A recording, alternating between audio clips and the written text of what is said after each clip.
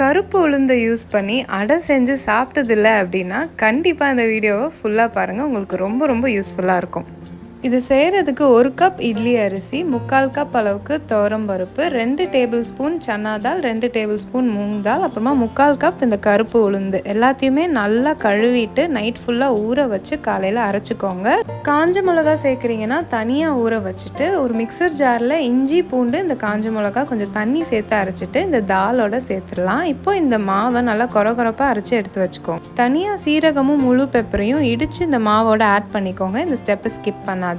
1 வயசு மேலே இருக்க குழந்தைக்கு கொஞ்சமாக உப்பு, பெருங்காயம், தண்ணி ஊற்றி அட்ஜஸ்ட் பண்ணிவிட்டு இதை தோசை மாதிரியே நம்ம தின்னா ஊற்றலாங்க. ரொம்ப ரொம்ப டேஸ்ட்டாக இருக்கும். அந்த உளுந்தோட வாசனையோட இது வந்து சாப்பிடும்போது இந்த ப்ரோட்டீன் ரிச் அடைய கண்டிப்பாக நீங்களும் ட்ரை பண்ணீங்க அப்படின்னா கமெண்ட்ஸில் என் கூட ஷேர் பண்ணிக்கோங்க ரெசிபி எப்படி வந்ததுன்னு. ஸோ இந்த வீடியோ யூஸ்ஃபுல்லாக இருக்கும்னு நினைக்கிறேன். இதே மாதிரி வேறு வீடியோவில் சந்திக்கலாம். பாய்.